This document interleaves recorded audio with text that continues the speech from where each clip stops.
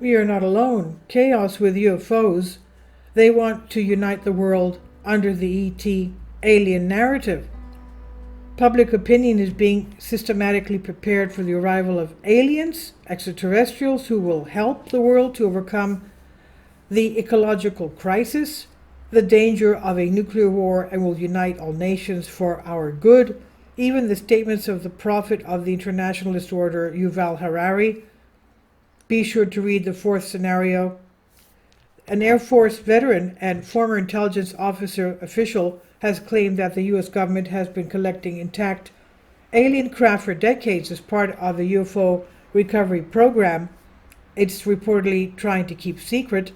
David Charles Gross, 36 years old, told News Nation that he recently turned over evidence of a covert program to both Congress and the intelligence community's Inspector General as part of a complaint.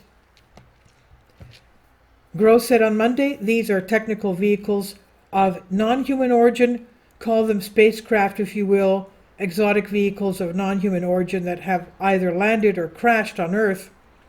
He also said that in some cases more vehicles were found.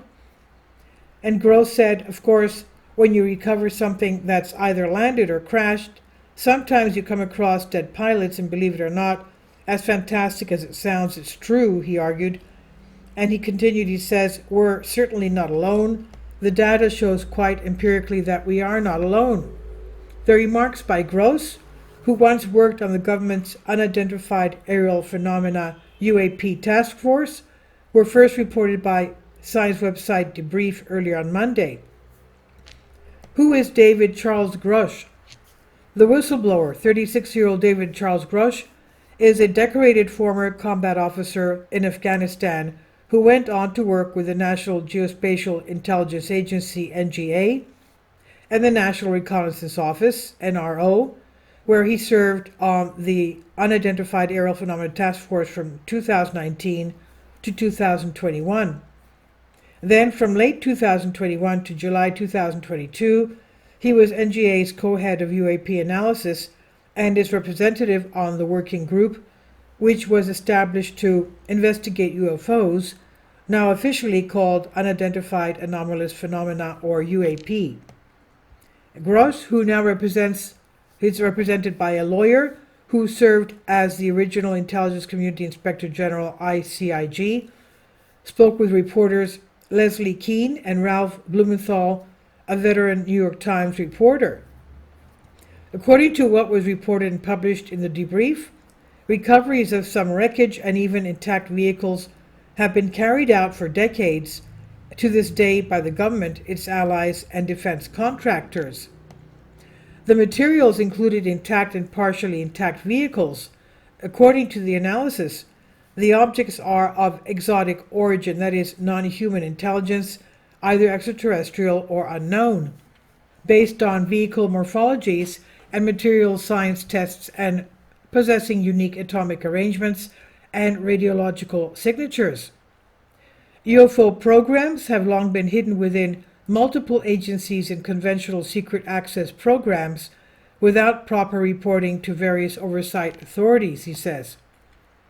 Grosh told Congress that the existence of a decade-long, publicly unknown Cold War for the recovery and exploitation of physical material, a competition with almost equal adversaries over the years to locate UAP crashes and landings and recover the material for exploitation and reverse engineering for the concentration of asymmetric national defense advantages. Materials from objects of non-human origin are in the possession of top secret black programs, the classified locations, names, and other special data of which were provided to the Inspector General and Intelligence Committee staff, he says. And according to an unclassified version of his complaint, Grosh has direct knowledge that classified information related to the UAP has been withheld or withheld from Congress by elements of the intelligence community, quote, to purposefully obstruct legitimate congressional oversight of the UAP program. He said a vast array of our most sophisticated sensors, including space platforms, have been used by different agencies, usually in triplicate, to observe and pinpoint the unreal nature, performance, and design of these anomalous machines, which it is then determined to be of non-terrestrial origin, unquote, said Jonathan Gray, an intelligence officer who specializes in UAP analysis at the National Air and Space Intelligence Center. The phenomenon of non-human intelligence is real. We are not alone, Gray says. Recoveries of this nature are not limited to the United States. This is a global phenomenon, and yet a global solution continues to elude us. They want to unite the world with the narrative of aliens. I hope, he said, this revelation will serve as an ontological shock sociologically and provide a broadly unifying issue for the nations of the world to reassess their priorities. A few days before Gross's revelations, Christopher Mellon, who is a private equity investor, research associate with Harvard University's Galileo Project, and senior advisor to Americans for Safe Aerospace, made along the same lines the following startling reports. He said, "Since 2017, my life has been dominated by efforts to help Congress and the public discover the truth about unidentified aerial phenomena, UAP, that many still refer to as UFOs. I've lost count of the number of cities I've visited, meetings I've attended, books, articles, media appearances, and hours spent on the phone. At first, my goal was simply to help our government overcome a glaring intelligence failure. UAPs routinely violated restricted U.S. airspace, but these encounters, documented on cockpit video, were not reported to the military chain of command because of the stigma surrounding the issue. It was unclear whether these strange craft were Russian, Chinese, alien, or some combination of the above. Working closely with former Pentagon official Lou Elizondo and later with a group of U.S. Navy aviators, we quickly got the attention of Congress. We were able to convince them that the phenomena were real and America needed to take action to determine the capabilities of these vessels and the identity and intentions of their operators. To my surprise and delight, in 2020, the Senate Select Committee on Intelligence, SSC, adopted my proposal to request a formal report on the UAP from the intelligence community. The resulting preliminary assessment was due in June 2021. Although highly incomplete, it identified 144 military UAP encounters since 2004, a number that has since grown to over 800 military UAP reports by early 2023. Congress received additional steps by establishing the All Sectors Anomaly Resolution Office, AARO. Was there a close contact with UFOs? But despite the revelation in government transparency about these observations, there's one thing the Pentagon and the intelligence community have not talked about so far, and that's whether they had direct contact with these objects. There are persistent rumors that the U.S. government recovered impact materials from the UAP, and even that the government is secretly working to reverse engineer the technology, that is, reproduce the technology it has detected. AARO is charged with reviewing all non-disclosure agreements, NDAs, related to the UAP, evaluating all historical UAP intelligence documents, and extending protections to anyone who has signed a formal U.S. government non-disclosure agreement related to the UAP, thereby allowing them to come forward without fear of persecution. In one move, that then this new office could solve one of the biggest government conspiracy theories and most profound scientific questions of all time. Are we alone in the universe? It's about time they did. Since AARO was founded, I have referred 4 witnesses to them who claim to have knowledge of a secret U.S. government program involving the analysis and exploitation of materials recovered from otherworldly craft. Other sources who rightly or wrongly distrust AARO's leadership have also contacted me with additional details and information about an alleged secret U.S. government reverse engineering program. Some have provided information to the intelligence community's Inspector General, others directly to the staff of congressional oversight committees. As this process has progressed and the credibility of these claims has grown, so have my concerns. What if I help open a veritable Pandora's box by publishing information that can prove devastating, destabilizing, or for many simply terrifying? I had to ask myself repeatedly, is disclosure in the public interest? Am I doing the right thing in bringing to light what could be America's deepest buried secret? The most refreshing guidance I have received came from Senator Kristen Gillibrand, Democrat from New York,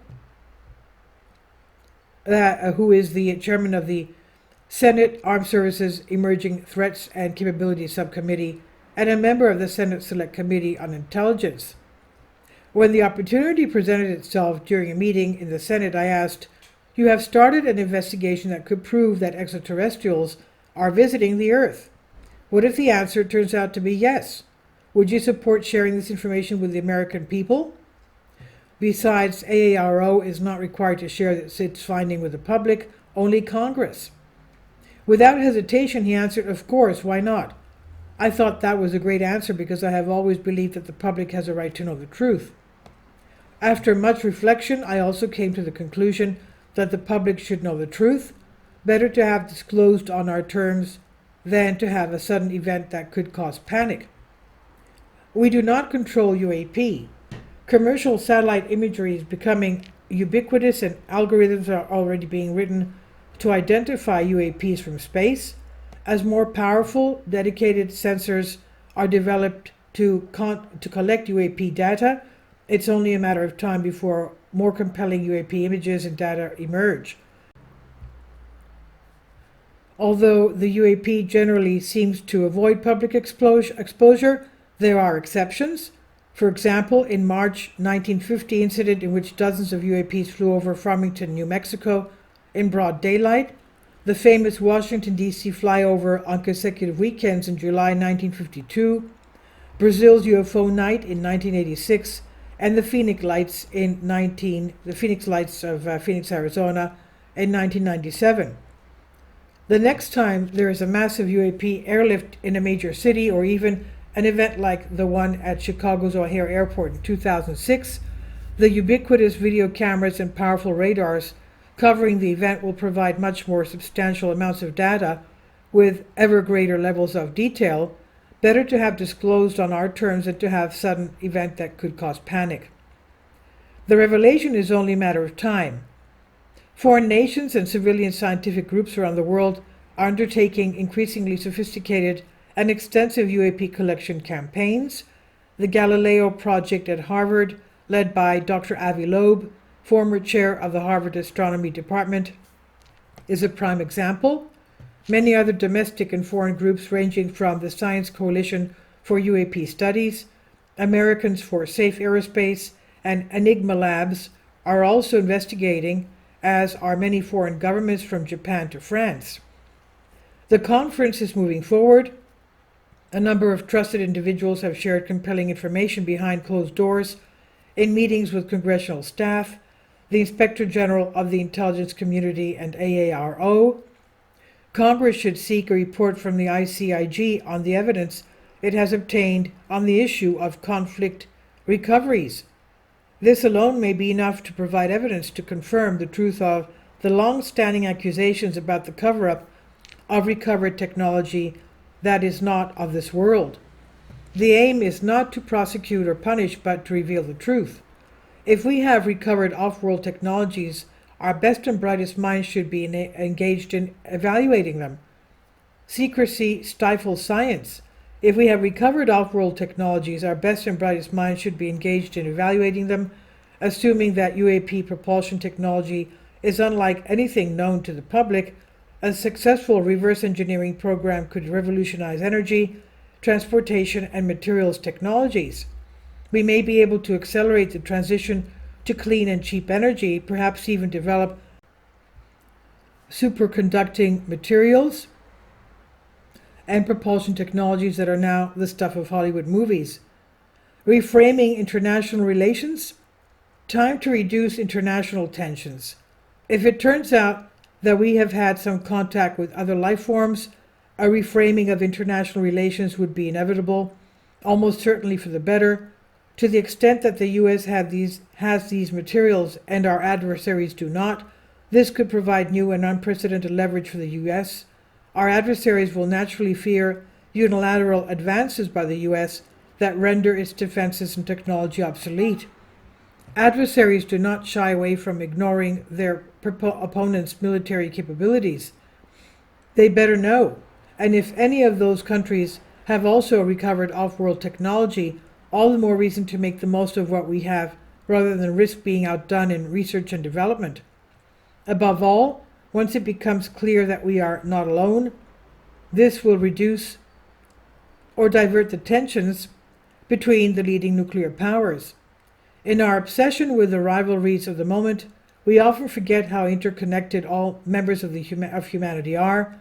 Perhaps we need some external universal threat to make us recognize this common bond.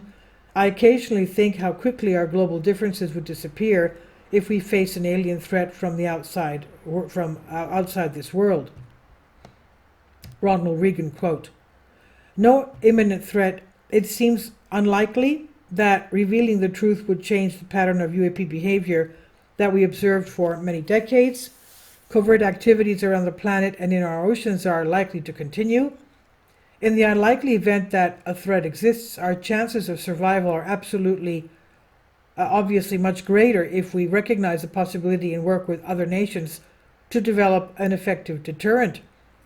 Although we are not experiencing aggressive actions, there is a pattern of persistent surveillance around the Department of Defense's test ranges and facilities, especially our nuclear weapons capabilities.